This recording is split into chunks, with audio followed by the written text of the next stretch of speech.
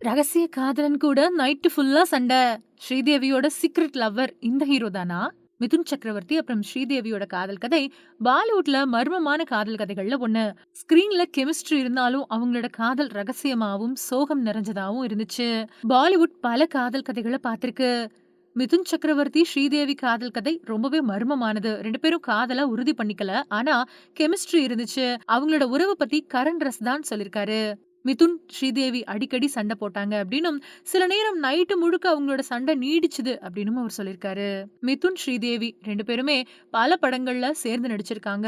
2 பேரும் காதலிச்சதா சொல்லப்பட்டுச்சு. மிதுன் ஏற்கனவே யோகிதா பாலி அப்படிங்கிறவங்கள கல்யாணம் பண்ணியிருந்தாரு.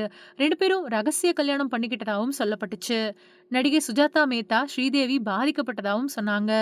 கேமரா முன்னாடி வேலை செய்வாங்க, பின்னாடி அமைதியா இருப்பாங்க அப்படின்னும், கல்யாணம் பத்தி உறுதியா தெரியல அப்படின்னும் சொல்லியிருந்தாங்க.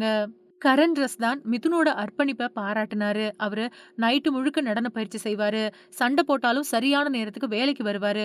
அவரு உணர்ச்சி வசப்படக்கூடியவரு. 2 பேரும் பிரிஞ்சதுக்கு காரணம் மிதுனோட கல்யாணம். யோகிதா பாலிக்கு இதுல கஷ்டம் இருந்துச்சு. அவங்க தற்கொலைக்கு கூட முயற்சி பண்ணதா சொல்லப்பட்டுச்சு. ஸ்ரீதேவி 1996ல போனி கபூர மணந்தாங்க. அவங்களுக்கு ஜான்வி, குஷி அப்படின்னு 2 பொண்ணுங்க இருக்காங்க.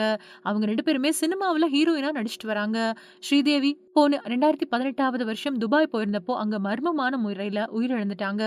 மிதுன், ஸ்ரீதேவி காதல் உறுதி செய்யப்பட்டதில்ல அப்படின்னாலும் கூட அவங்களோட காதல் இன்னைக்கு வரைக்கும் பாலிவுட்ல பரவலா பேசப்பட்டு வருது.